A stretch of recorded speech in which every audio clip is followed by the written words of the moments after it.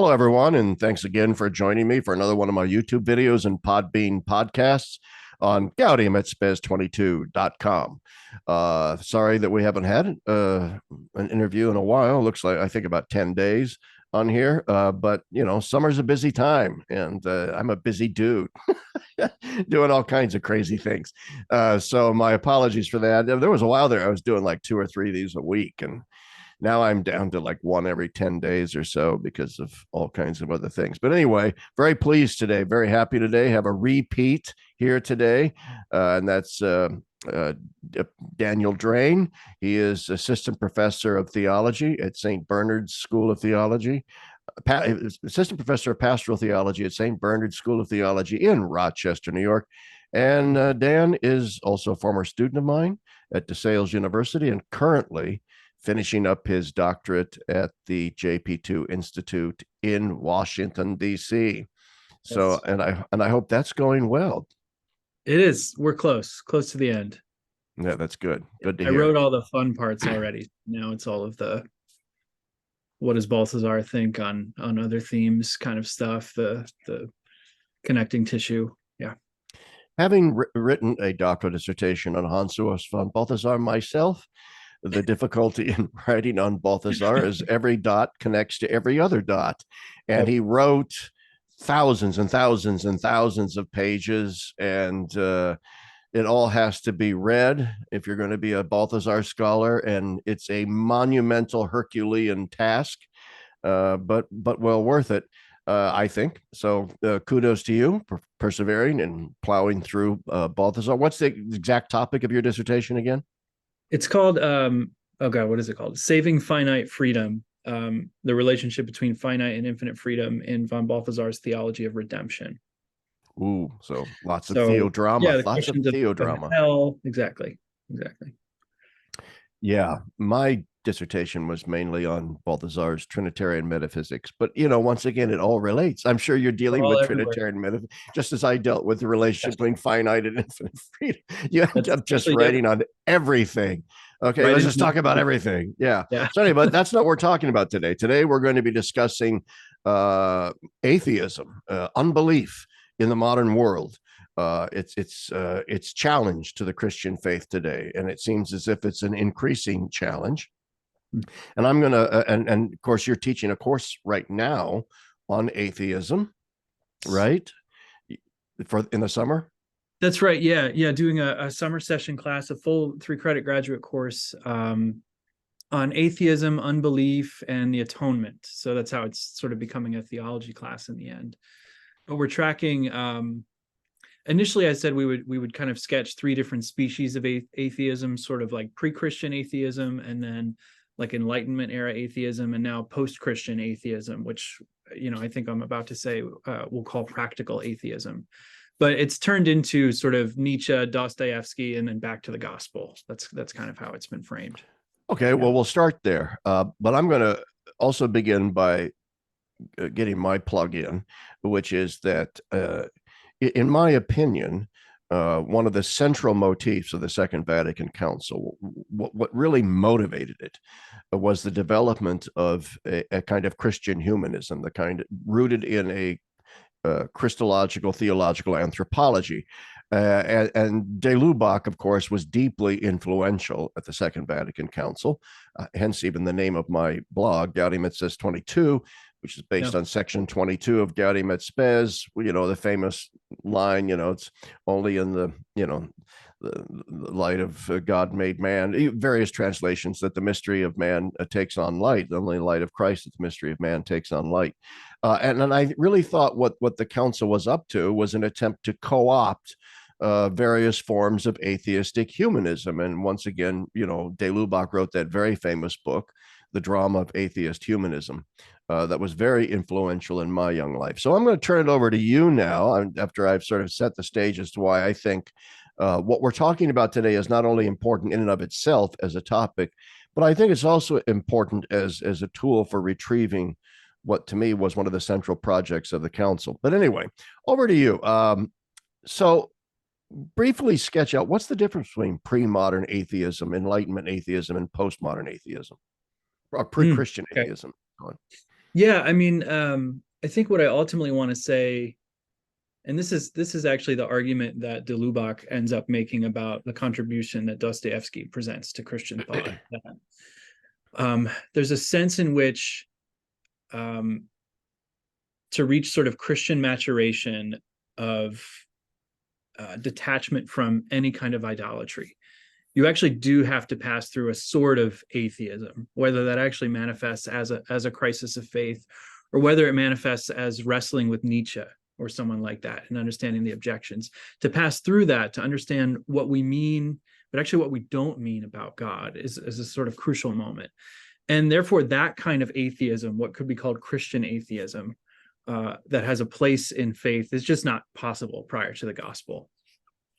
I want, if you don't mind, Larry, I want to begin Sure.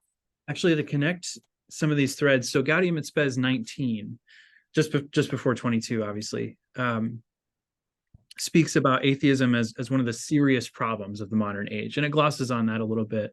And also paragraph 38 later on kind of reconnects the threads about freedom, creaturely autonomy, atheism, Sure. and Yeah. Go a lot ahead. to be said about Ratzinger having had a hand in that part. But there's a great Wednesday audience that Ratzinger gave, or Benedict gave, in 2012. And here's what he says about atheism in particular. And there's a formulation here that was really key for my thought. And just notice how he doesn't mince his words. He says, a particularly dangerous phenomenon for faith has arisen in our times. Indeed, a form of atheism exists, which we define precisely as practical, in which the truths of faith or religious rites are not denied, but are merely deemed irrelevant to daily life, detached from life, pointless. So it is that people often believe in God in a superficial manner and live as though God did not exist, etsi Deus non daretur. In the end, however, this way of life proves even more destructive because it leads to indifference to faith and to the question of God. And there he's basically Yes. rephrasing Gaudium as 36. But this idea that that actually most Christians might actually be atheists was probably the most Yeah. intriguing, kind of what set me off to make this class, because that's also what I encountered in parish ministry. What you would see, you could call belief in God, but if you scratch the surface, you could see that actually it was just surface. There was no there. And then so that the class I'm teaching, for example, actually does the intellectual work of like, okay, what happened in the history of thought, the history of theology, history of philosophy that gets us to this point where people can say they believe in God, but there's no substance to it whatsoever. And that kind of practical atheism is therefore decidedly different, and actually can receive a sort of healing or sort of antidote in a Christian atheism that you see in a Dostoevsky or something like that. Yeah. Yeah. Absolutely. I mean, this is central to almost everything I write over the Yes. past 3 years on my blog. I refer to it, and I got this directly from Ratzinger, not the term, but the idea. I refer to it in my latest book, for example, Confession of a Catholic Worker, as the nullification of God in the modern Mm-hmm. world. Yeah. It's more than simply, hey, I don't believe in God. It's often the case people will say, I do believe in God. But if you scratch the surface, there really is a de facto atheism there, as I call it. And ultimately, what you end up is nullifying the reality of God, nullifying the very question of God as in any way relevant or important to our day-to-day lives. And then when enough people do that in our culture, when our entire culture is structured around this idea of the Yeah. nullification of the question to our social, or after all, we're the first culture in the history of any history that's attempted this grand experiment of constructing an entire culture and society around the idea that God doesn't matter. Not that God doesn't exist, but he just doesn't matter. Right. This is Ratzinger's genius insight, if you ask me. I mean, I didn't have this insight. Ratzinger did, and I got it from him. I remember reading that audience quote too in 2012, thinking, that's it. That is really it. But anyway, so thank you for that. That's a great way to start. So um, and obviously that kind of Christian atheism is not possible before Christ. But then Christianity does happen. So what is the nature of Enlightenment atheism? Forget Enlightenment deism or various Enlightenment permutations and reinterpretations of Christianity. There was a strain of just straight up atheistic thinking in many Enlightenment thinkers. So what's the difference there? Yeah, I mean, I suppose as we're exploring it in my class, I think what we're coming to see is that I mean, with any change in worldview, and if you want to describe the Enlightenment as one thing, it's a sort of radical transformation of the world. An utterly extrinsic worldview, to put a term on it, or I'm also doing the sort of Schindler argument of the technological worldview or the technological paradigm. You know, the sundering of the unity of the object and the subject, of the will and the intellect, and so on. But the sort of worldview where it's just presumed and therefore enters into the water and it's the air we breathe, that if there's a God, he relates to me as something utterly outside of me. His commands could only be an extrinsic imposition. And then you have, you know, all the various Enlightenment thinkers who, in their own way, either rewrite Genesis or redo creation myths, tell the story about man's origins in a way that presumes that that's the nature of the world, and thereby show that actually that notion of God is ridiculous and ought to be rejected. And this is the kind of interesting intellectual line that you can walk as a serious Catholic, namely that you can see, okay, here's a crappy understanding of God, and here's another one, and here's another one. These guys were right to reject that, right? And there's careful work to do, of course, the sense in which, you know, someone like Rene Descartes, right, willfully blinds himself and therefore doesn't see God. So, like, obviously you want to make those distinctions. But what we've discovered, for example, recently, we did a pretty close reading of Nietzsche's Genealogy of Morals, or On the Genealogy of Morality. Classic. And I won't do a summary of it here, but if Nietzsche encountered the God in the way that he said he did, then he was right. Then he was so right. And we need to reject that idol too. So that's sort of the careful and interesting work that we're doing right now. You know, we read the parable of the madman, right? God is dead, the classic. Yeah. But we're waiting for the aftershocks, and I think Wohin ist Gott? Wohin ist Gott?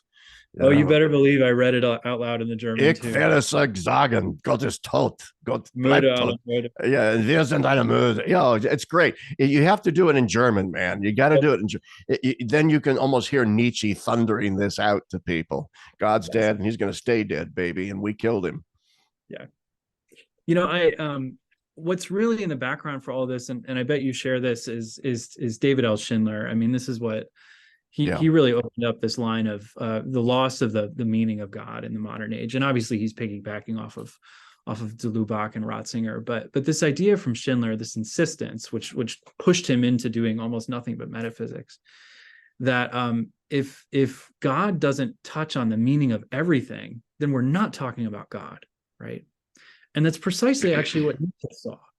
He encountered a Christian culture where God didn't matter. And so he says, I'm the madman, but you people don't understand that your God is dead. None of this matters, right? Wait till you see what happens to this culture afterward. Therefore, let's rise up and be the Uberman and affirm life and heroism and so on and so forth. He's absolutely right to do that. If God doesn't matter and he's dead, good. Let's make something of it now. And I think Christians actually can say yes to part of that. What Nietzsche misses, and Lubac says this as well, you know, in Drama of Atheist Humanism, there's a whole wonderful section on Dostoevsky as prophet. But de Lubac ends up saying, you know, Dostoevsky saw everything Nietzsche saw, but a little bit more. That sort of thread of Christ as the Son who takes on the sort of irrationality of evil and doesn't explain it, but suffers it for us. And that's where we're headed. We haven't gotten there yet in my class, but that's why the transition to atonement, right? Christ actually as the paradigmatic response to this tension, right? If God doesn't matter, then you're not talking about God, right? And if God does matter, then evil is really a problem. But how does the God who matters solve the problem of evil? Not by explaining it away, not by eliminating it, but by suffering it and making it then the sort of path to redemption. So that's the shape of how I'm seeing the historical. Oh, yes. I mean, in a previous book of mine that nobody read, I think two people read it. My book on science and religion, the God of Covenant. You know, it was called The God of Covenant and Creation. Here I'm plugging all my books today. I don't normally do this. I read it, Larry. It was me. Oh, and well, the linchpin of it, there was nothing earth-shaking about it. I was simply building on the shoulders of others collating Louis Dupre and Ratzinger and Balthazar and a bunch of other people. But anyway, the essence of it struck me is that there was this sea change that took place, and of course, it's hard to pinpoint exactly when it was historically. Yeah, and by the way, it has to be said too, intellectual genealogies can also be dangerous if they're too simplistic. I often tell people I once knew an Orthodox priest who could tell me, he said to me, I can show you in 5 easy steps how you go from the filioque to the Holocaust. And you realize, okay, I'm in for a peanut right here. This is something else. And of course, it made no sense. It was just really ridiculous. So you have to be careful about that. So, as I always like to, intellectual genealogies have to be multifocal, and they have to be thick descriptions of history, and at the same time be adept, nevertheless, at pointing out the main channel of thought that's running through it all. And it strikes me that the sea change takes place when we move away from classical understandings of causation. Formal causation in particular is lost. You could blame nominalism, you could blame a lot of things, but it sort of comes to a head in the Newtonian revolution, where modern science emerges out of Newton's genius, and all of a sudden you've got this sort of billiard ball reductionistic mechanistic physics that now dominates everything. And you have to sort of then fit spirit in there somehow, in the pineal gland or in the soul or whatever. And you initially begin with this radically dualistic bifurcation then between this mechanistic world that runs on its own and then the world of spirit and values and other crap like that, which tend to be subjective. And then eventually you just throw the spirit stuff out the side, realizing, well, that's kind of superfluous. You don't really need any of that, really. And now modern science has turned its attention to humanity itself as something pliable and changed. But anyway, I'm dominating the conversation here. I'm simply identifying, I think, to me, this move towards the unreality of God that you're describing, that Nietzsche later picks up on, is directly rooted in this ridiculously awful metaphysics grounded in an even worse physics. Yeah. Just this is from Schindler's famous Heart of the World, Center of the Church. Yes. I mean, his take on the transformation of causality is like all through this book, but here's a particular formulation, I think. A God who's truly infinite affects all of our meanings all of the time. And a God who is truly creator affects those meanings in terms of giving them a logos, a form, or logic. But the crucial question in this context is, of course, how this is so. And so we turn to a third summary statement. God affects all of our meanings by giving them the form or logic of love. With this last statement, I come to the heart of what I wish to propose.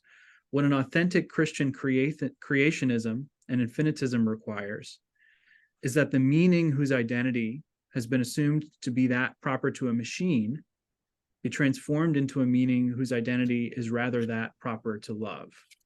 So just to do some of the scaffolding, right? Schindler talks about whatever these changes are that happen through the Enlightenment, the scientific revolution, whatever, we can call it the sort of transformation from the organic to the machine, in the sense that now we assume that every given object has no meaning unless we impose it upon itself. Namely, it's a sort of technology. It's a machine that receives a form from outside. So everything becomes artifact and utterly sort of artificial in that sense, right? Mm-hmm. We also think about ourselves like that in relation to God, that namely, whatever I end up doing with God is something I do secondarily and not something that matters to me first in my very constitution. And so I think on the next page, he talks about institutive relations, one of his famous things. But when he talks about creationism in this context, he's not talking about simply the retrieval of Christian myths or a return to sort of appreciation of biblical literature, but precisely he wants us to see, and this is what Nietzsche or someone like him misses, the good news even of creation, namely that there's a God who's not in competition with us, whose transcendence is not that of being bigger in the same order, right? But who can give, who can generously give of himself and allow things to be which are not him, but which mysteriously are still good. the sort of fundamental intelligibility of creation as something participated in. Schindler says that that has the form or logic of love. And to miss that is to miss everything. To see Christianity only as a sort of social force for a worldly revolution that somehow thinks it's only going to be rewarded in the afterlife, the false sort of eschatological relationship. Right. I mean, it's the slave revolt and morality, everything Nietzsche talks about there. So, but Schindler's proposal for a solution to that is to return to the doctrine of creation. And this is at the heart of what Ratzinger talks about too. One of Ratzinger's famous essays, difficulties confronting the faith in Europe today, I think is the title of it. It's in the winter 2011 issue of Communio. Anyway, the chief problem that Ratzinger identifies that faces Europe or the West as a whole is a loss of faith in creation. And that frames the argument for me precisely in these terms. We've lost the ability to recognize, well, any number of the following. That it's good to not God, that limits provide intelligibility, that difference is good, that otherness is actually the condition of identity, and so on and so forth. And we see also a shadow or an echo of this in Nietzsche, right? He fears toward the end of his life, he says, if we haven't yet gotten rid of grammar, we haven't gotten rid of God. So this is why I love and why Schindler also loved Nietzsche as a figure. He saw that it doesn't touch everything. We're not talking about the same thing. So then, the present sort of cultural or pastoral issue is that, regular people in the pews, myself included, walk around with utterly inconsistent takes on the meaning of reality and their relationship to God therein. What D.C. Schindler describes as a sort of misology. It doesn't matter whether there's a truth there in this moment. It might matter in the next moment, but it doesn't matter in the moment after that. The sense in which logic doesn't have to apply consistently. That's a symptom of our loss of belief in the meaning of God for all things. Yeah. Yes, absolutely. It's you mentioned, that the thing about difference and God is other. It points though to also the extremely important task of conceptualizing this otherness properly, God's otherness properly. And you hit the nail on the head, I think, non-competitively. My friend Bishop Barron likes to talk about this all the time too, that God's transcendence is a non-competitive transcendence. But so much of the Enlightenment, of course, viewed it as a competitive transcendence, because as you also correctly point out, God was simply viewed as a bigger version of the same order in which we live. And therefore, if God does that, then we're not. And if the world is doing this, then that's not God doing it. Something has to be retrieved in our theology of creation, therefore, is that otherness is not an alienating otherness or an alienated otherness. It is a ubiquitous otherness. It's an otherness which is intimate. It's an otherness which is other precisely in order to be deeper, right? Deeper into us than we could possibly imagine. And sometimes I don't think we meditate enough on the concept of God's ubiquity. How is it possible for God to be ubiquitous, to be everywhere? It's only possible if he is in fact transcendent in this sense that we're talking about here. Okay, so, and I love, God bless David Schindler. I hope he's enjoying paradise right now. I'm sure he is. He's having lovely debates up there. I hope he's having a debate with Nietzsche as we speak. Nietzsche. I hope Nietzsche found out how wrong he was in so many ways, and yet how right he was in so many ways. So up there with North Clark and Ken Schmitz, and they're all. Yeah, that's right. They're sitting around smoking divine cigars or something. Anyway, enough joking. I'm interested then too. Then okay, what is the genesis then of this post-enlightenment, postmodern, whatever you want to call it, a notion of atheism? And then we're going to get back to Nietzsche and de Lubac and Dostoevsky. But as just part of this survey, we've already hinted at it. What's the difference then between that kind of post-enlightenment atheism, postmodern atheism, Nietzsche? And I sense there's a difference between Nietzsche's atheism and what we see so prevalent today. Do you agree with that, or do you think it's the same? No, I would, yeah. Give me one Nietzsche for every 10 practical atheists. I mean, no, I think, yeah. Oh gosh. Yeah, I mean, insert all of Ratzinger's pontificate here in the sense of a loss of a faithfulness in reason. And this is where, the sort of complementary genealogy you'd want to do is and maybe it does sort of walk in lockstep with the loss of the sense of the meaning of God for the mind, but precisely what Ratzinger talks about in Truth and Tolerance as a sort of amputated sense of reason, right? We no longer believe actually that we could even know the answer to that question. Yeah, yeah. And the many highways and byways by which that's sort of made its way into the culture, where we're happy to go to church and listen to an okay moral sermon and then block that out for the rest of the week. This sort of utterly lukewarm, inconsequential checkbox thing of going to a parish on Sunday. I think yeah, I mean, that's the way I'd want to explore it, right? That there's a transformation in what we think reason is capable of. This is precisely why John Paul II and then Ratzinger after him lamented about the separation between faith and reason, right? We've given up on seeing faith as a form of knowledge, much less faith and reason both as a sort of form of love which desires to see and thereby be in union with its beloved. So when we separate faith and reason, we also end up separating reason from itself. Precisely, we don't understand that we have to believe in order to see, right? And that's funny. I was just rereading Spe Salvi and Lumen Fidei, right? So Ratzinger's or Benedict's official last encyclical, and then Francis's first, which seems to be mostly penned by Benedict. This idea that we believe in order to know, which is an ancient idea. We've utterly rejected that, right? And now we know in order to disbelieve, or something like that. It's so yeah. So it seems to me that what we're dealing with too is it's not so much a qualitative difference in modern atheism to the kind of unreality of God, denial of God atheism we saw in Nietzsche, is that we are just so far downstream from Nietzsche now, and the culture has gone exactly, in a sense, in the directions that Nietzsche sort of scoped out, now perhaps in ways that even Nietzsche could not have foretold, is that the chickens have come home to roost, in the sense that this notion that therefore the Christian God creates a kind of human being that is decidedly anti-human and therefore antisocial and therefore dangerous is where we are now.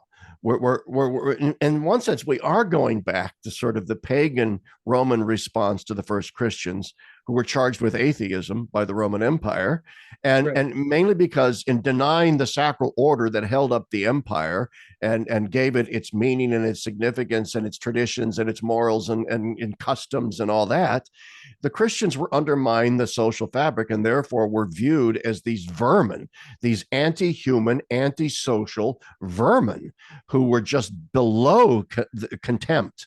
And I think we're reaching a similar stage to that now, only on steroids, where Christians and their God are now pegged as something not simply unreal, but because unreal, therefore, when you take it as real, you're doing something extremely dangerous to the social fabric.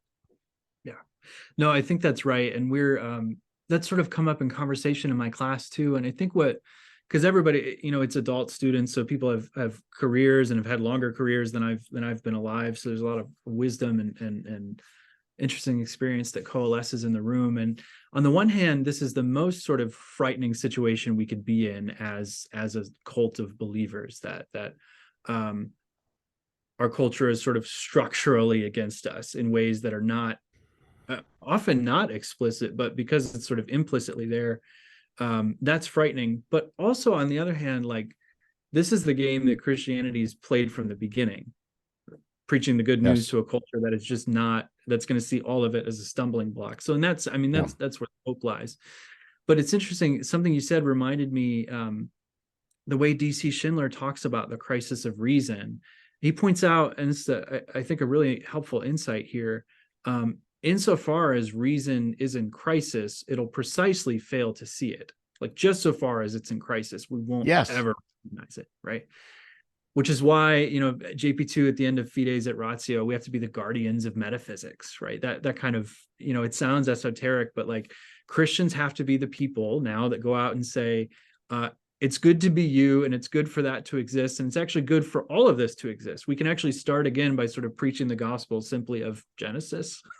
Yes. You know, we can do not to say we can do the Christ stuff later, but like actually everything the ancient Jews saw versus Babylon versus Egypt versus Persia is precisely what our culture can't see anymore. So like, let's start from there too. Let's retrieve that history, that sense in which the Jews were absolutely punching back against Babylon when they say that in the beginning God created the heavens and the earth and places the stars in their order and so forth. God doesn't create through sex, through violence. He doesn't use any stuff. That's all good news now. Actually, Yeah. it's shocking, but that's precisely what our culture doesn't believe, right? It assumes that Right. however we got here, it was ugly if there's any meaning to it. And as Ratzinger says in his homilies on creation, we've got dragon's blood in us, right? Everything's fundamentally violent. If that's not the foundation of our social order, then I don't know what is. And therefore, it is really a sort of war of all against all. Whereas Genesis, God creates simply through speech, and things emerge in silence and in peace. Yes. And then Yes. he rests and enjoys all of that before doing anything that looks like manipulating it. That's news now. I mean, Yeah. so in that sense, I have a lot of hope, and that's the sort of pastoral imperative, I suppose. Well, yeah, I think there is hope. I was about to say, you know, that this presents us with a tremendous challenge and a tremendous danger to us personally, not just in terms of physical life, but careers and you know, what happens to our children in terms of their faith and so on. But it is also presenting us with perhaps one of the greatest opportunities that the church has ever been given in centuries and centuries, in a sense, an opportunity to preach the gospel freshly again, as if it has never been heard, as something new and innovative and provocative. Hey, looky here, look what we have to say, because we're now not just post-Christian. I mean, we're post-Christian, maybe even post-Christian, Yeah. to the point where most people who aren't believers just don't even give a damn anymore. I just wrote a blog the other day, maybe 10 days ago or so, where I said, you know, we have to realize that for millions of our contemporaries, they think of the Catholic Church in the same way that you and I and others might think of Mormons or Jehovah's Witnesses as they come to the door. Yeah. It's just somebody, you don't know anything about their religion at all, really. Most people, 99% of the people, they don't know anything about what those people believe. And yet you instinctively have been taught and told and know that they're just not worth listening to. And so you either don't answer the door. If you do, you politely take their comic books or whatever they're passing out and you throw it in the trash. In some sense, that's the most benign construction we can put on it, that people just treat us like this irrelevance that's not even worth knowing about. But at worst, it's something else. And I'm going to shut up in a second and let you get back to your main theme. But I think the danger too that we confront is that modern culture is also, because of the technological paradigm, titanistic right now, and somewhat technologically utopian. There's an innate or latent, let's put it, there's a latent ideology of immortality that lurks within modern technocracy, that somehow, some way, we can find a cure for aging, a cure for death. We can all download our consciousness into cybernetics. And so there's this, you know, the technological paradigm, which has a technological imperative: whatever we can do, we should do. Or the modern version of that: if we don't do this, then the Chinese will, so we better beat them to it.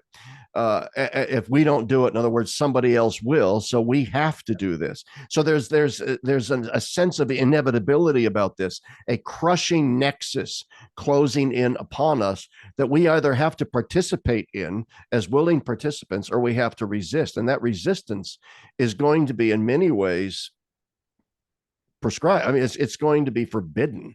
But, you know, if we ever go to a single digital currency, for example, run by the federal government, where there's no cashless society, well, then a social credit system, and so you might be cut off of your bank account if you say the wrong things or go to the wrong church, and those kind. That's the kind of thing we're up against now, I think. Yeah. Yeah. I want to comment on that, but something that occurred to me, I was in your classes, that maybe Yes, yes. you know I do that. recall that. Yes. And I remember students would speak out and debate on particular points. There was an argument to be had that would come from the students, and it would cause you to pivot. And I taught after you at the same institution, and was ready to not crush students by arguing better, but I was ready for that kind of exchange. And I saw just in that sort of switch of generations that occurs, that couple of 5 or 6 years between you stopping and me starting, I encountered students who, on one level, were utterly blank slates, which as a young teacher was cool because I just got to talk uninterrupted and feel like I was giving them everything, spinning the narrative in a way that I thought would check the boxes of good, beautiful, and true. And I could do that. I would do that really well, get nice compliments on the sort of rhetorical polish. And they said that they were learning a lot, but they didn't give a damn ever. Right. Right. So Right. we now have blank slates who are programmed, as it were, to not care.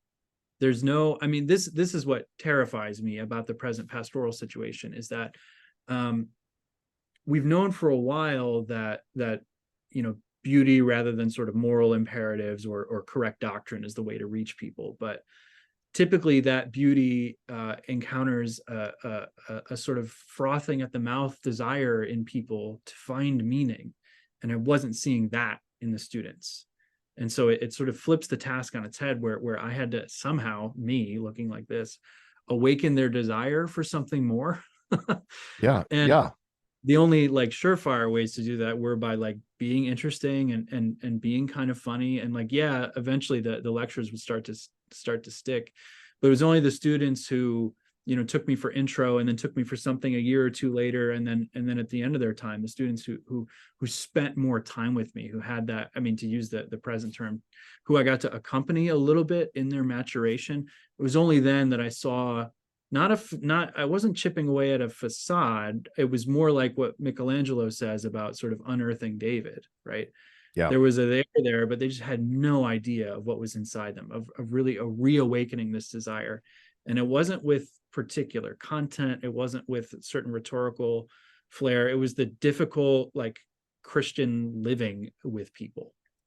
And I worry about Catholicism, sort of parish Catholicism in particular, seeing the crisis of meaning in the culture, seeing these efforts toward Titanism, responding to transgender theology by way of programs, right? And this is actually why I can appreciate a lot of what Pope Francis sort of wants to generate in the church right now, which is this sort of patient walk with people and see what the hell happens. Because that's been true actually in my experience of teaching, which, whatever that means, and maybe it's an isolated experience, but I'm well prepared to do intellectual lectures and make arguments and write books. But what's scary for every Christian, and always has been, is just living with people and seeing how Christ works in that.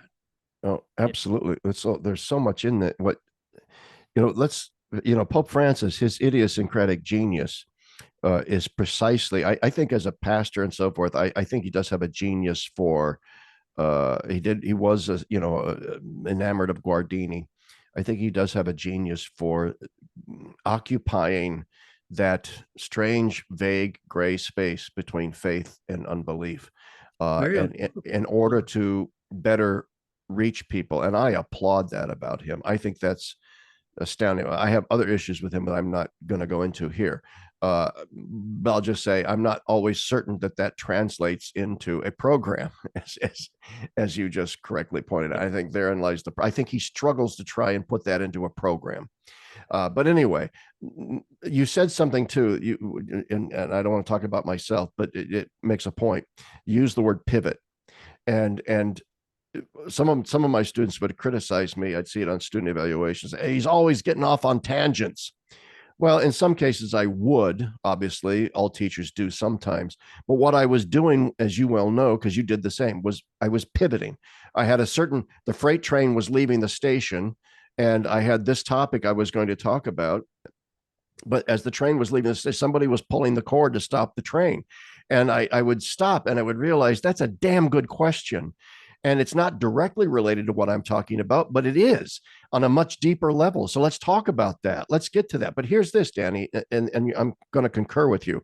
I did go back and teach at DeSales again, like 3 or 4 years ago, when Hauser needed me to come in and spend a semester because Colin Miller had left mid-semester. And I remembered I got about halfway through the semester and I realized how little pivoting I was doing. No because questions. because nobody was asking questions. It seemed like nobody gave a damn. There were a few students that did, but not many, and there just weren't that many opportunities for pivoting. And so I was constantly getting through all the material all the time, and it really hit me. I'm getting through all the material, but to what end? Yeah. Is it sinking in with anybody? I don't know. So there has, and my friend, to not put it too fine a point on it, my friend Mark Stallman, that I've interviewed on here a couple of times, 2 or 3 times maybe. He's a very interesting fellow and talks a lot about how we don't completely understand the transformation of our consciousness that has been caused culturally and otherwise by the digital revolution. And I think if he were here, what he would say, at least in part, is that what we don't get is that the digital revolution is a sort of it's that nexus I described that's closing in upon us. It's an all-encompassing reality. Everything is now this digital reality into which we view that we must fit. And God and spirits and whatever you want to call it doesn't fit within that nexus. Right. Not to, I keep just talking about my teachers, but I guess that's how. No, go ahead. Goes. And I want to get back to De Lubac and Nietzsche, but we'll get back to. Go ahead. I always loved classes with Dr. Michael Hanby, but it was always frustrating to. I mean, he would straight up say to us, "It's my goal to make it difficult for you to walk around in America outside of this building." Yeah. And Hanby is frequently criticized in public for saying things, for using phrases like "what we can no longer see" or "what's no longer available to us," and a lot of people think he's sort of doom and gloomy that way, but it at least matches my sort of pastoral and teaching experience of encountering a generation. And the problem, I suppose, is only getting worse. It's also in me, but I see it in those younger than me, of this utter lack of interest. And there's no sort of way I can represent myself that's going to be remotely sexy to their intellect or to their will. It's just not happening. And that's the sort of the terrifying thing. So when Hanby says things like, the technological paradigm has made it so that we can no longer see the infinite depth of things, it sounds apocalyptic, but like we really are, as it were, at that ground zero of the meaning crisis. Insofar as, I was quoting Schindler earlier, insofar as meaning is in crisis, we won't care. We won't. It's true. Yeah, it's true. And it is an apocalyptic form of thinking. I have no trouble in describing it as an apocalyptic form of thinking. I've written on it. Obviously, there are different kinds of apocalyptic forms of thinking. Some of it is just sort of doom and gloom. But what Hanby is, and let's dwell on him for a second because it's paradigmatic. See, what Hanby is, what Schindler is, they're metaphysicians. Yeah. And good metaphysicians in this sort of Christian register have an ability that most people don't have. They have an ability to see through to the roots of things, to the causes of things. They have the ability to take a surface cultural idea and to trace it back down to its metaphysical grounding, its first principles, its first things, so to speak, and to thereby see what its inner logic is, and therefore be able to predict in some ways what is no longer available to us. Some students sitting there might thinking, well, it's not available to us. What doom and gloom is this? No, but he's telling the truth. It is. It reminds me of Augusto Del Noce, who says that the mantra of modernity is, we can no longer believe in XYZ. All right. That's the dogma of modernity. We can no longer believe in XYZ. And that's what Hanby is saying, Schindler is saying, and a whole host of other people are saying. And it's simply because people have lost the ability to think metaphysically. They've lost the ability, even if you don't study metaphysics, you've lost the ability to look at an idea and understand its intellectual genealogy, its origins, and thereby to understand where it's taking you, where it's headed. Okay, and where it's taking us now is off a cliff. That's where it's taking us. And so we might be all labeled as doom and gloom. People say the same thing about me, but it isn't. It can also be rather hopeful. But anyway, I do want to get back, unless you want to say something more about that, and you can if you want. But I do want to get back to then de Lubach's treatment of Nietzsche and Dostoevsky, and how he compares the two, and what he says about them. Yeah. I mean, just to say one other comment on that. Sure. Because we're also teaching here this course on the life and legacy of Ratzinger. So I've been rereading all of his stuff alongside this exploration, which is a lot of fun. But I was just rereading an introduction to Christianity. And that whole book is really an exploration about what belief is, like the sort of structure of belief, not just its content, but because he does that whole intellectual genealogy in those first 50 Sure. pages on verum est ends to truth becomes the makeable, what must be made, that sort of technological paradigm. Mm-hmm. And it's interesting that when Ratzinger turns finally to talk about the creed, the way that he talks about the purification or the demythologization of religion that happened in and out of Israel and into Christianity, he presents it precisely as a sort of purifying of faith. But what happens is that, okay, so just to get super concrete, our creed doesn't say, I believe in the divine, right? It says, I believe in God, who's given a name, the Father Almighty, right? And the way Ratzinger sort of breaks down that structure, sort of from Judaism, we get the Father part, and philosophy only had the Almighty part, right? And now we say that God, who is Father Almighty, who's then in a sort of, of course, eternal relationship of communion with his Son and his Spirit. But that's the new thing that happened in reason and faith in world history, that we were finally able to say that God is personal love, right? That was the bombshell that exploded any and every other culture, Rome, Babylon, Persia, Egypt, so on and so forth, from the angle of philosophy and from the angle of as it were, religion, right? And that's no longer seen. Okay, so well, it's not only no longer seen, but it's viewed as a hegemonic imposition of a foreign ideology onto what are true humanistic values, and so it's lost. It just gets lost. But anyway, go ahead. Well said. Yeah, no, could I do just a little excerpt from Dostoevsky to start to set the paper? Yeah, this is from this is a selection from The Possessed, one of his shorter works. This is Tikhon or Tikhone, sometimes it's pronounced. Perfect atheism is worth more than worldly indifference, Tikhon replied with cheerful good humor. Oh, so that's what you think. And he says, perfect atheism stands high up the ladder, on the rung below that which leads to perfect faith, while indifference has no trace of faith, except perhaps craven fear, and then only at times if the man is impressionable. So atheism preferable to indifference, right? And if that doesn't sort of encapsulate kind of what we're talking about right now. Yeah, because the opposite of faith isn't atheism, it's indifference. I agree with that completely. Yeah.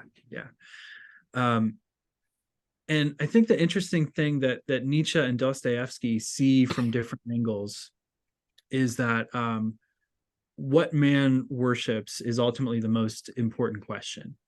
And Nietzsche is Christianity's ally insofar as he is able to name just about everything as an idol. He's one of the most profoundly sort of apophatic thinkers about the nature of God. That's not God. That's not God. That's not worth it. That's not worth believing in. Christians have to do that work. That's also precisely the drama of the story of Israel, the constant temptation to idolatry, right? What's tricky now is to see indifference as the sort of idol at which we worship, and to pass through that and how that happens. And I think it's really only grace that will do it. And that's I suppose in a nutshell what de Lubac sees as the difference between Dostoevsky and Nietzsche. Nietzsche read Dostoevsky and didn't see the sense in which Dostoevsky saw more than him. But as de Lubac would have it, Dostoevsky, especially through something like Rebellion and the Grand Inquisitor from the brothers Karamazov, which came at the very end of Dostoevsky's life, those as Dostoevsky's ultimate response to the problem of evil, which lets evil remain a problem, The Rebellion and the Grand Inquisitor in particular are so hard to read because they make it all the more clear how devastating the mystery of innocent suffering is. Yes. They make it devastating in the sense that this is the drama of Ivan Karamazov, who wants to return the ticket to heaven if it turns out to be the case that the suffering of one innocent little girl mattered. That's what's interesting about that story, right? Mm-hmm. If that's how it works, I don't reject it, but I respectfully return my ticket, right? If you make this intelligible, if this is how all things sort of coalesce in the eschaton, that this girl's suffering was instrumental, I don't want that. I don't want that. And I think what de Lubac sees as the wisdom of Dostoevsky is that Dostoevsky is able to see not just the mystery of sort of that little girl's innocent suffering, which is used in Rebellion, but God had a son who suffered innocently on our behalf, but he's the God-man, and thereby solves that problem by taking it on, not by explaining it away, not by getting rid of death, but by, as St. Paul would say, sort of dragging death through town in chains, right? I've conquered it, and now he serves us, right? Yeah. And so that's the more that Dostoevsky sees beyond Nietzsche. Yeah, innocent suffering is the problem, right? But the solution is not, Nietzsche was right, the solution is not to wipe away innocent suffering. Ivan Karamazov is right. You can't you can't wipe it away by making sense of it in a sort of well, you end up being like Job's friends, coming away with these hackneyed interpretations of why bad crap is happening to people. Yeah. And Nietzsche saw right through that, as did Dostoevsky. And for my viewers and listeners who are not familiar with the Grand Inquisitor, it's a chapter within, a section within Dostoevsky's very large novel, great novel, The Brothers Karamazov. And the Inquisitor is, like a Catholic inquisitor, and Jesus comes back, and they're pretty upset that he's back because he's not going to upset this ecclesiastic. You can see Dostoevsky's anti-Catholicism coming out, because the church has now arranged things so that we've got mystery and superstition and magic and bread and circuses. So, we've taken away human freedom because Jesus gave too much freedom to people and burdened people with this freedom. And so now I, the inquisitor, indict you, Jesus, for having given people too much freedom, and we fixed that. We have fixed that. We've taken people away. And what's interesting, Christ offers obviously no response. He offers no response other than to kiss the inquisitor. And what I love that Dostoevsky throws in there, he kisses the inquisitor on his bloodless lips, which I think is, you could sit and meditate for hours on just why the inquisitor had bloodless lips, right?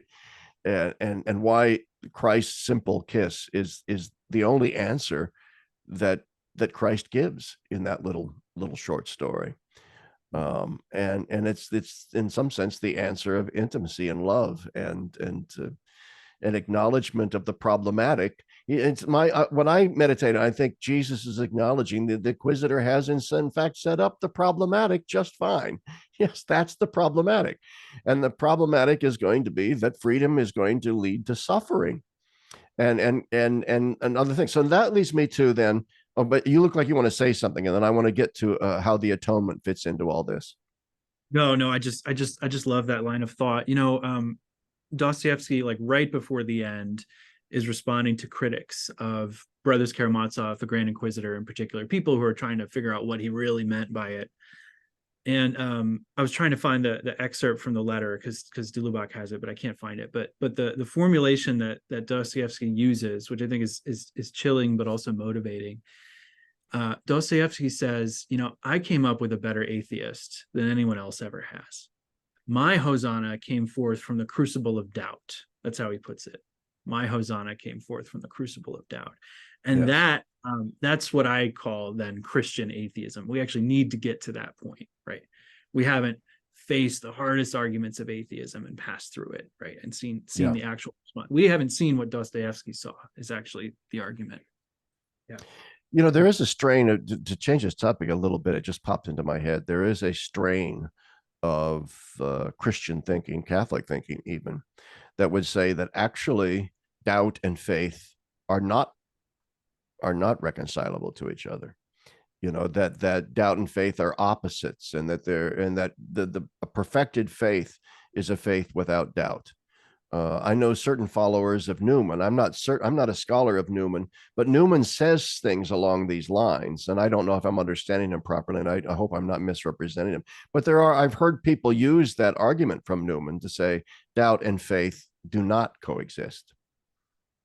Yeah, I don't know squat about Newman to say, but I would be willing to bet I need to qualify a lot of what I've said. I mean, obviously, perfect faith in the eschaton will not have doubt. It will have the sort of distance proper to relational love, where there's always more there that I don't yet know, but that's a positive fullness and not a sort of negative. Yeah. So I would make that distinction, but yeah. Yeah. By the way, I agree with you. I'm not. I didn't bring that up by way of criticism. I brought it up by way of that I've had people say that because I've written a lot about the importance of doubt within our current faith life and its construction. That, as Dostoevsky said, my faith is born out of the crucible of doubt. That's true of me. That's true of so many modern. I think it's almost everybody who is a true believer today. They have passed through this crucible of doubt, and it was an absolutely critical moment for them.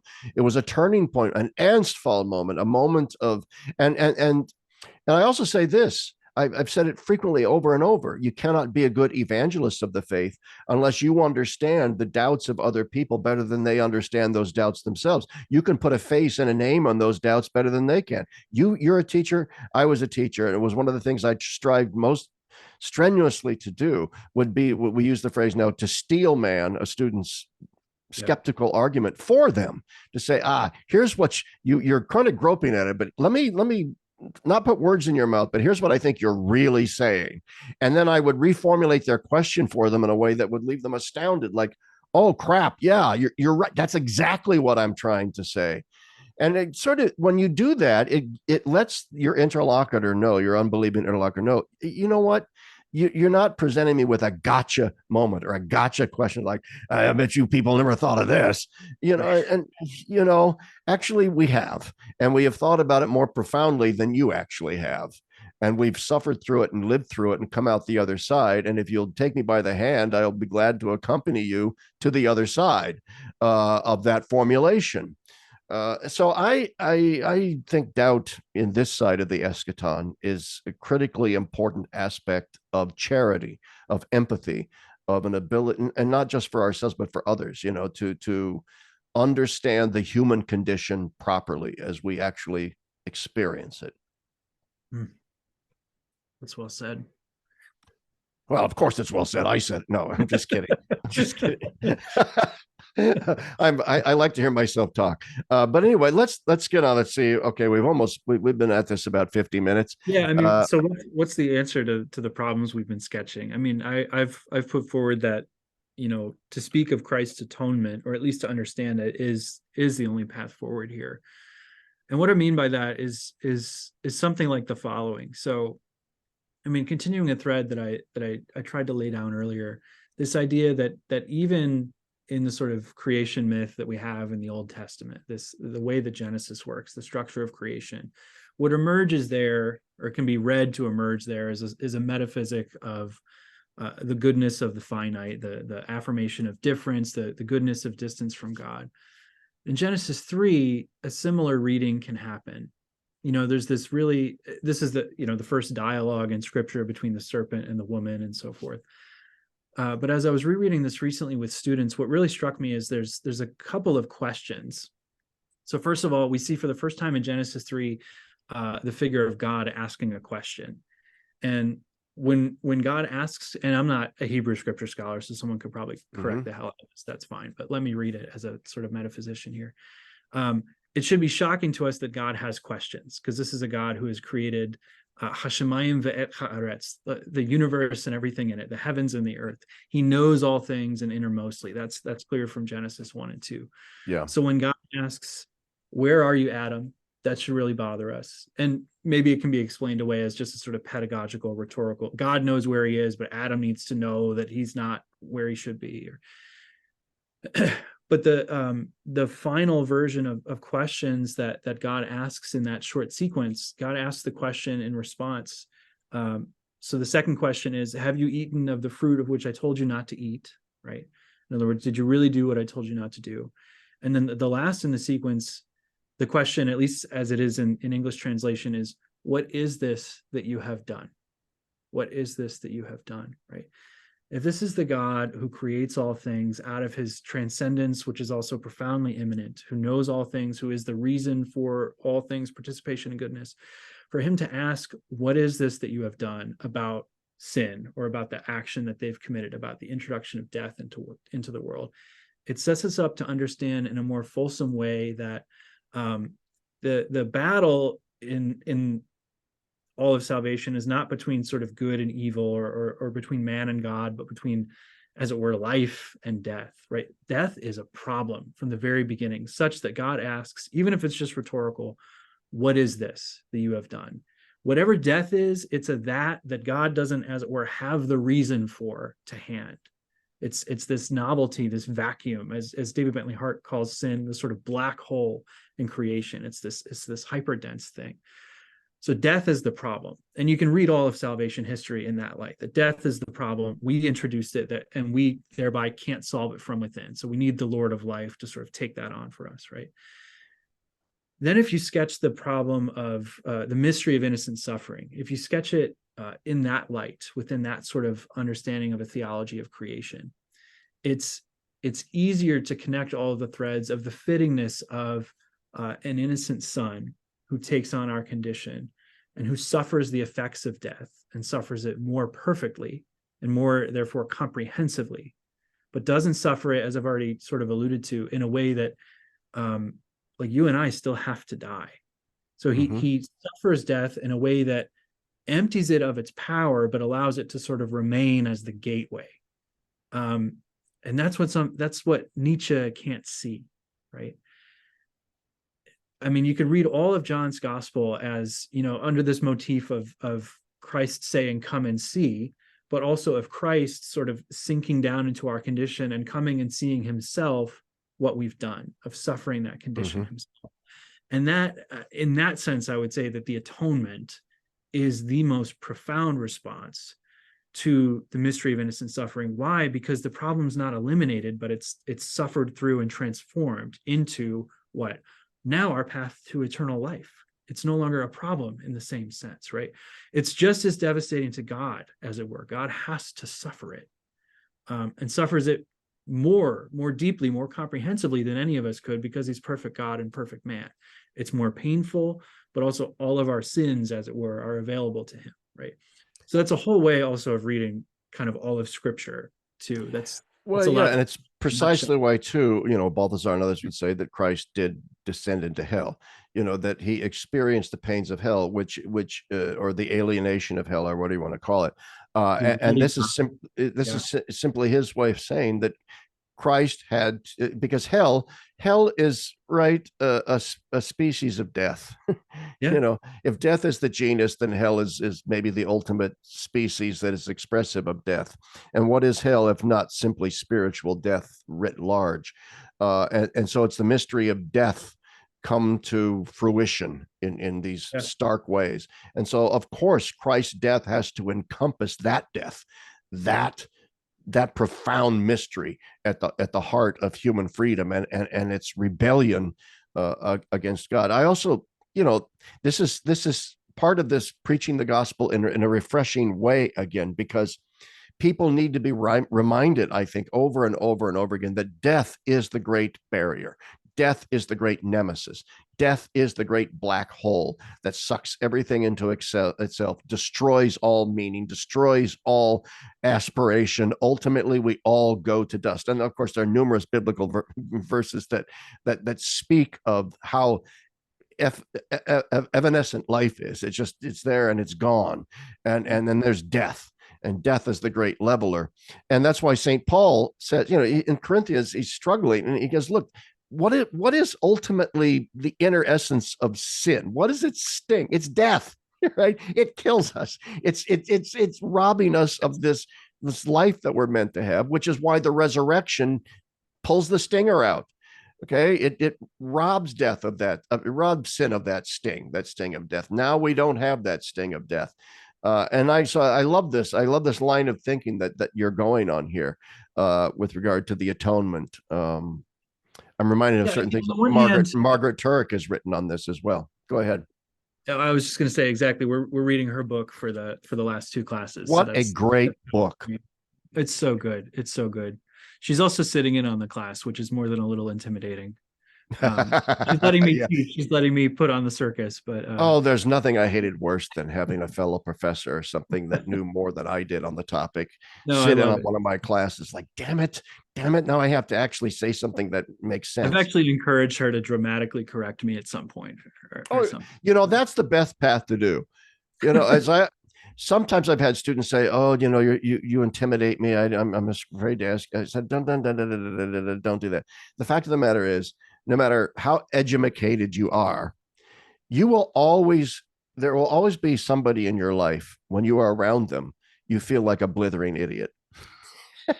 You feel so profoundly stupid because you realize I felt that way always around David L. Schindler. Of course, Yeah, he didn't make you feel stupid, but you realize, there's a humility, in other words, and there's nothing wrong with simply saying, there's stuff I don't know, and this person over here knows it better than I do. exactly. And it can be intimidating, or it can simply be a moment to say, I please correct me. Yeah, Tell, yeah. teach me.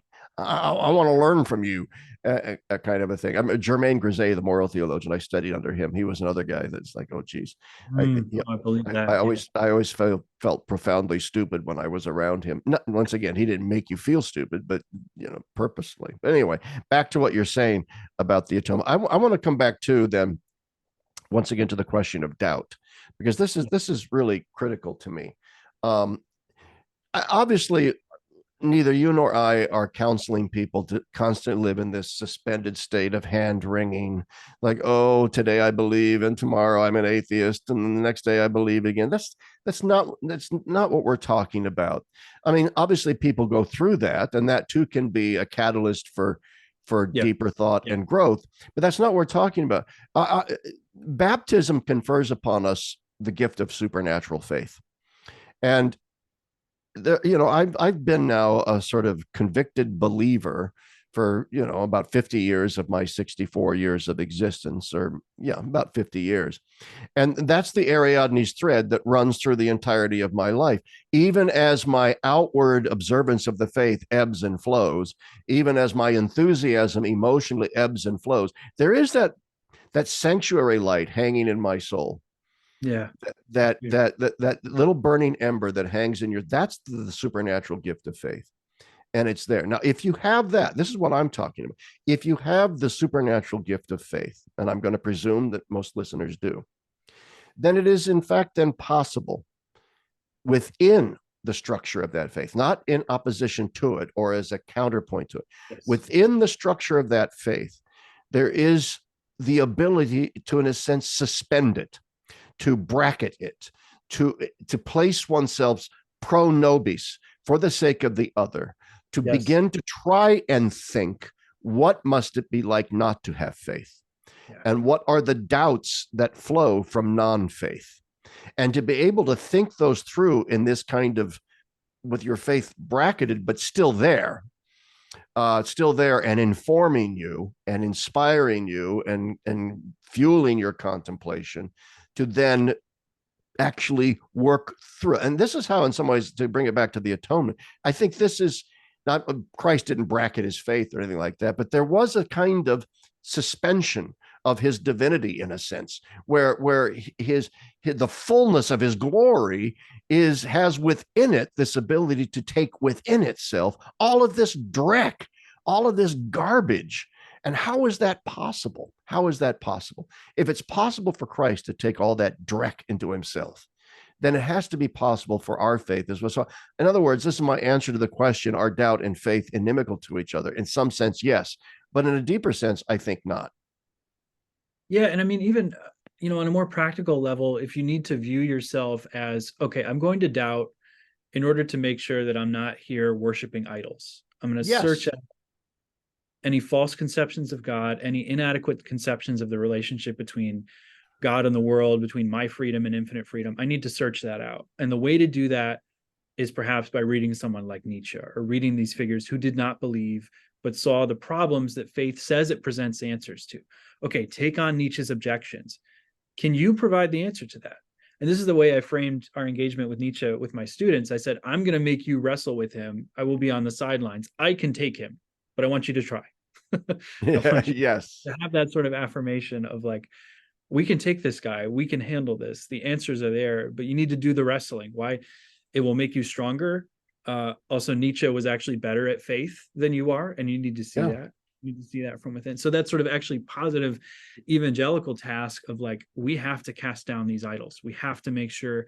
We just read the other day Dennis Turner's excellent essay, How to Be an Atheist. I don't know if you've ever read that. It's a very No, playful, I have not.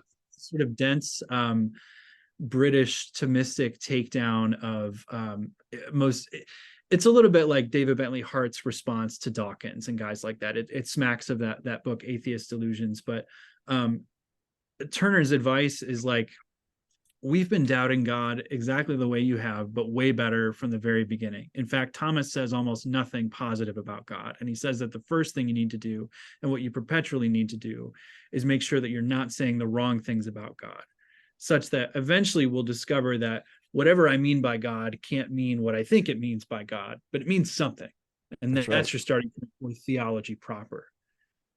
And most Catholics are not doing that. So that's the service that like a class like this performs, is like, do you believe what you think you believe?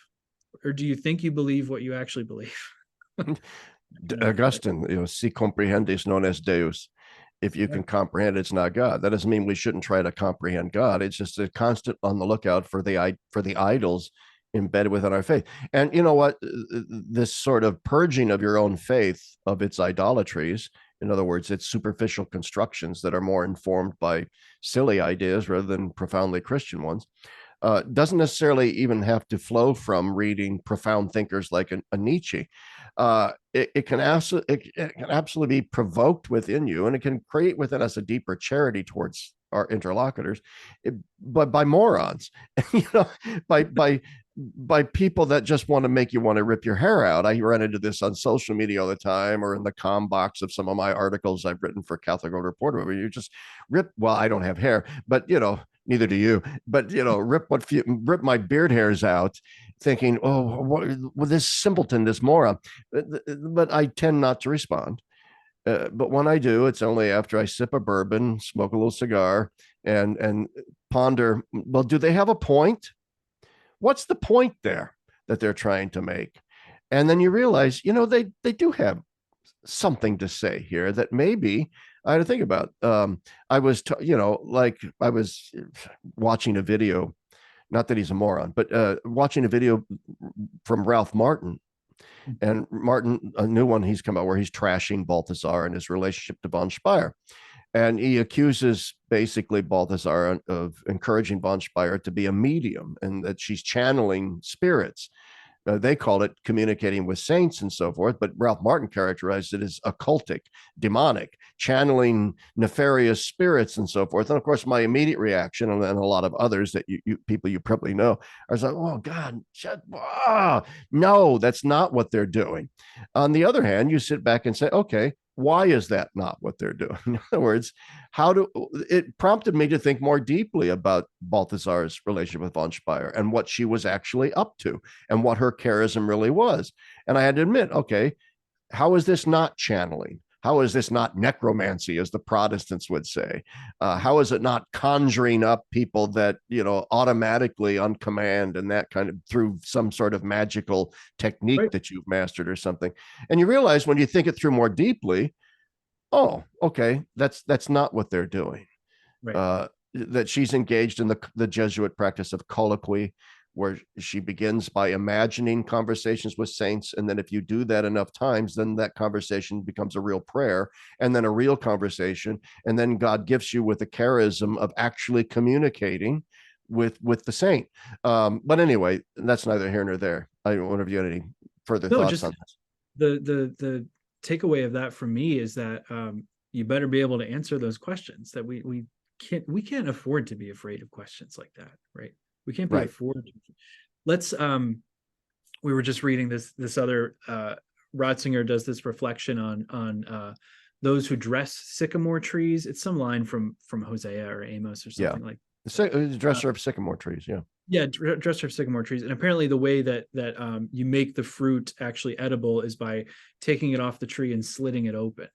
And then it's fruit like takes a few days and then it's ready to eat. And Ratzinger reads that as the encounter between Christianity and the cultures, that we have to use the logos and sort of slit the culture open in order for its fruits, which were unusable, to become usable and good.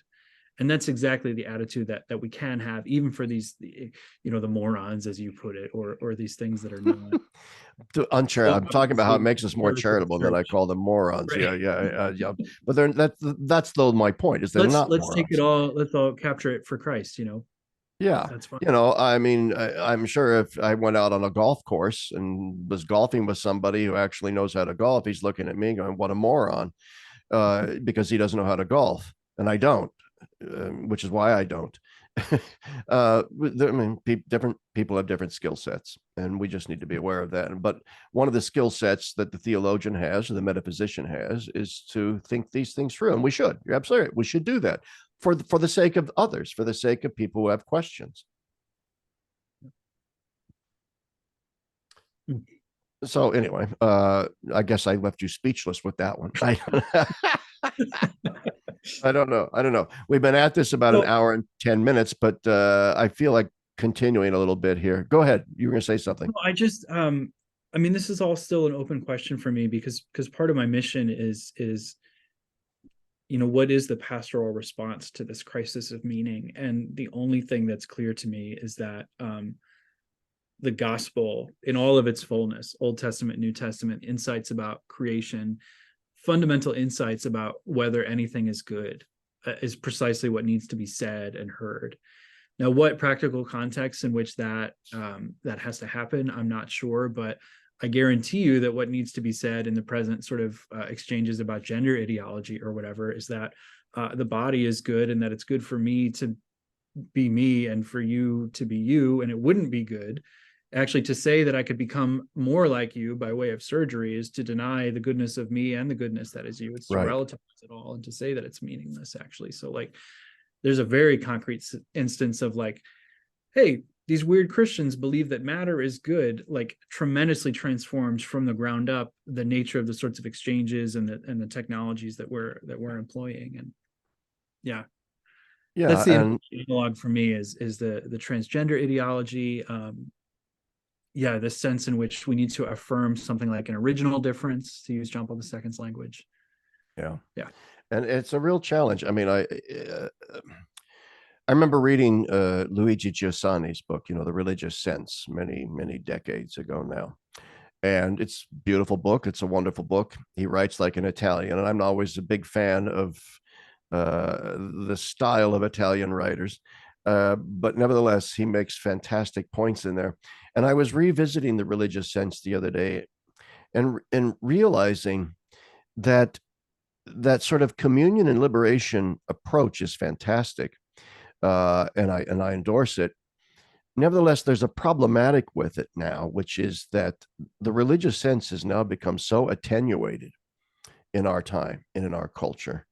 That you almost have to spend more time trying to reignite that tiny ember to enlarge those categories of the religious sense in someone before you can even start talking to the gospel about the gospel to them. And there's no questions to redirect or to refound. You have to create the conditions in which people have questions in the first place, which might just look like making ludicrous claims by street corner preaching or something like it. I believe that this is true. I mean, the fact is, I mean, an older generation would have of reductionist materialist atheists would have simply tried to explain the religious sense as the epiphenomenal projections of the brain. The brain is playing tricks on us because of something in our reptilian past or our mammalian past. My reptilian brain is trying to conjure up something, and bang, you get this religious sense.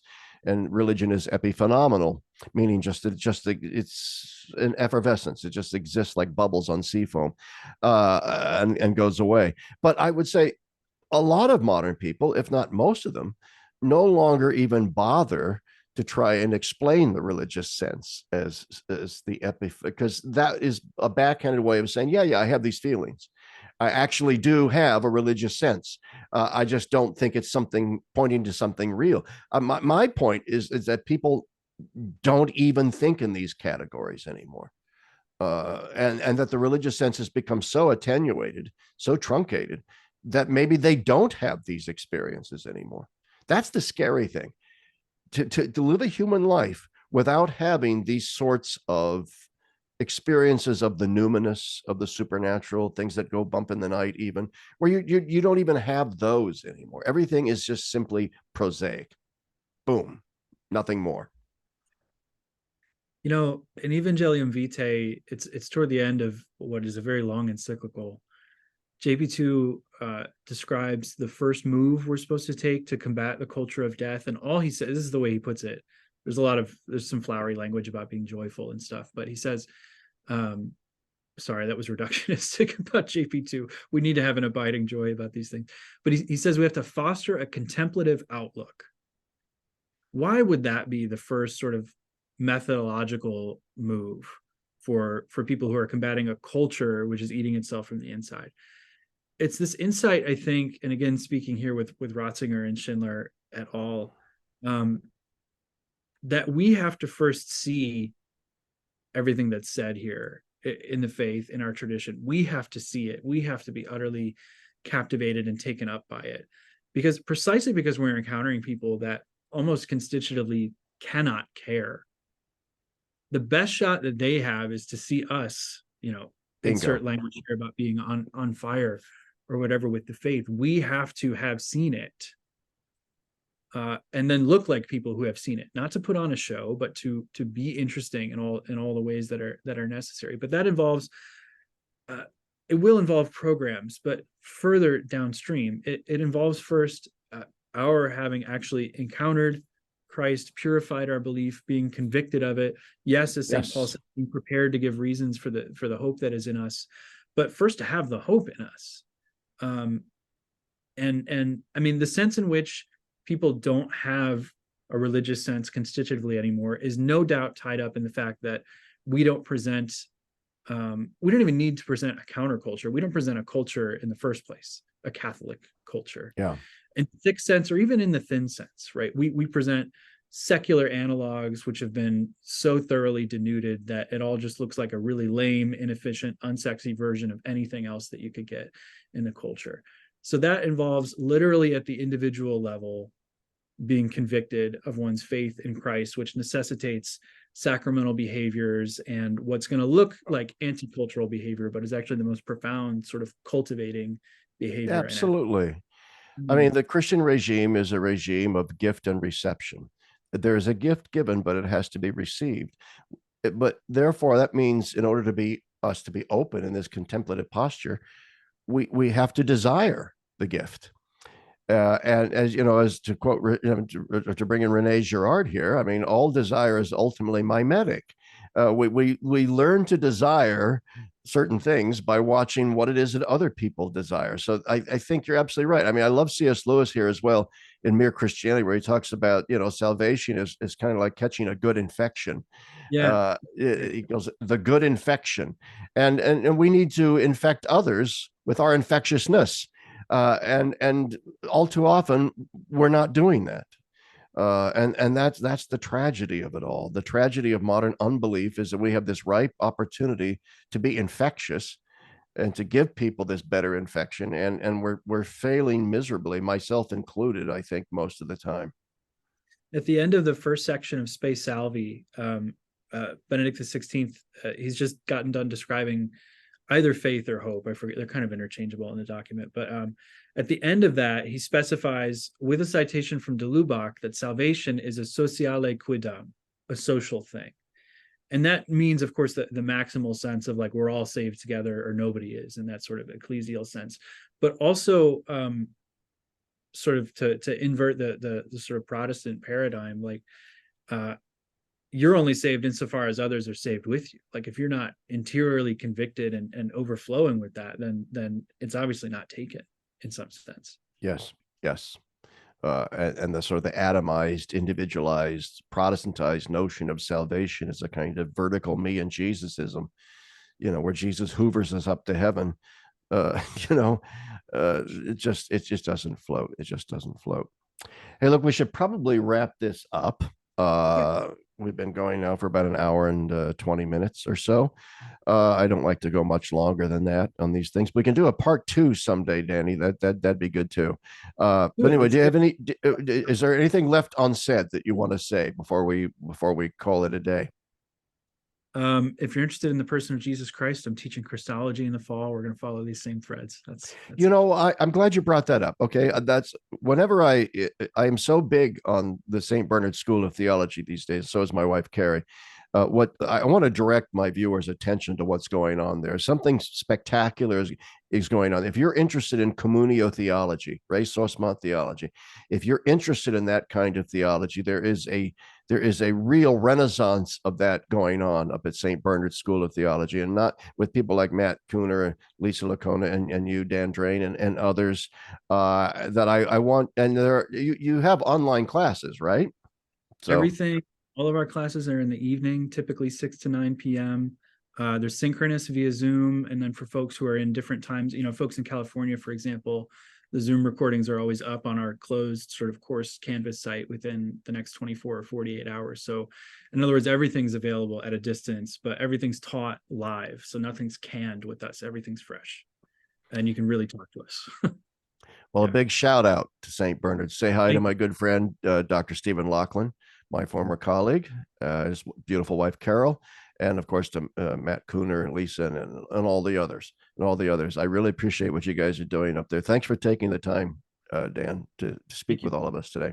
Thank you, All Dr. right. Chapp. Thanks again, everyone. And we'll more sometime in the future, perhaps with Dan. Bye now.